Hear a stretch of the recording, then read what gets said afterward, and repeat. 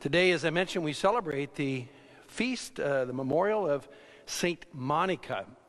She's most famous for her son, Saint Augustine, about whom she was quite worried, and for good reason. He was living a very worldly life, thought Christianity, which was this, another spiritual movement in the midst of the Roman Empire and a lot of different religious and philosophical movements. But he thought it was for weak-minded people, which is kind of an attitude a lot of atheists have about Christians today. People who are really intelligent don't need the crutch, But she kept praying for him, sometimes was a little bit too direct, so much so that she would just drive him away.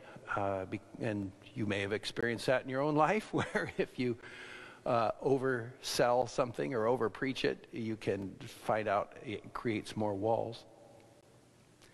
But St. Ambrose, eventually her pastor, said, you really need to give him room and just pray for him and do penance. We don't talk about that as much, but I think that's an effective prayer too. We need to remember that. Prayer is sometimes acted out in self-sacrifice, fasting. The most obvious one is fasting on Fridays or abstaining from meat on Fridays, which is still in the books. It's only absolutely required during Lent, but as our church says, to do penance, to abstain from meat on Fridays, or, and this is the part that everybody forgets, some other penitential practice. And a lot of people say, oh, we can eat meat on Fridays now, and they stop thinking about it. But we should. On the day the Lord died, Friday, we should be doing some penitential practice, some way to remind ourselves every Friday of what he did for us, out of gratitude for what he did for us. So St. Monica, she did that. She would start praying and doing acts of penance just to dedicate herself, to sacrifice herself out of love for her son. And eventually, she was praying for her husband and her other son. They all eventually converted. And of course, Augustine's conversion became a gift to now focus his intelligence, his gift of academics and rhetoric, as they would say, but he just had a gift with words.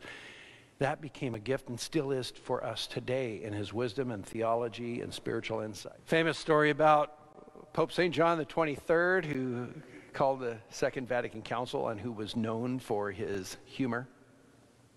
He was asked one day, Holy Father, what would you do if you found out that today was the day of the second coming and the Lord would return? He'd say, I'd try to look busy.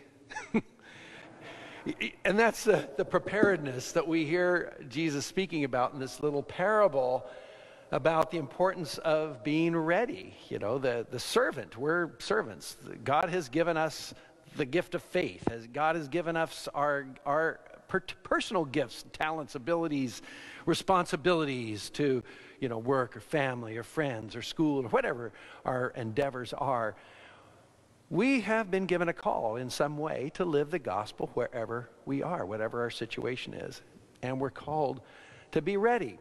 Not just for the end times. I mean, yes, for the end times. We don't know when that will be. No one knows the time or the hour. But it's easy for us to be lulled into thinking that it's a long time from now because it's been 2,000 years, so why worry? Well, the other way of thinking about when we might meet the Lord isn't just at the end times, but also at the end of our own lives. We don't know when that's going to happen either, So we're called to be prepared. Unfortunately, just today, at later this afternoon, 1 o'clock, I'll have the funeral for young Kyle Mendenhall, only 26 years old, died of cancer. Kyle was ready. I mean, the last few years of his life, not because of the cancer, but because of his own spiritual awakening, he was very much committed to his Catholic faith. And we had many spiritual conversations, especially after the cancer came on. But he was a young man of great faith. But he was ready. We're called to be ready for that. But here's the other thing. You don't know when the Lord's going to call upon you to minister to him, to see him in another person who needs your help. Or something is demanded of you in your family and you need to be at your best. or one of your, in my case, a niece or nephew going through a difficulty or in personal life, or somebody in the parish. That's one of the reasons, motivations for me to try to get enough sleep, even though I'm not always good at it, or exercise, take care of my health, is that I never know what's going to happen every day.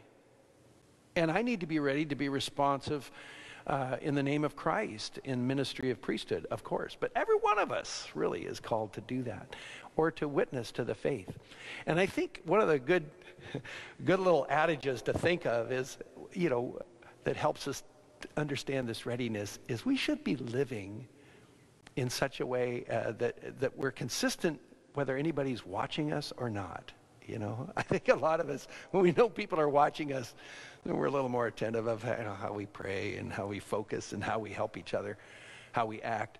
But when we're by ourselves and no one is around, is it the same person? Is it the same person? And that's a challenge for every one of us. I'm conscious of that myself too. We want to be authentic, and we're called to be ready. And that means not with an intense kind of agitation readiness, but just make sure our lives are in order, that we're consistent in our prayer life, consistent in growing in faith, consistent in the practice of charity or kindness or helping others. Those are all muscles, in some way, if not physical muscles, spiritual muscles, or compassion muscles. And we need to exercise those. And the more we practice it, the easier it is. And the more capacity we have for kindness and patience and gentleness and mercy, all those good things. So may we be ready and always look busy, but authentically in our lives, even when no one is looking. Live as though we know we're going to meet the Lord today.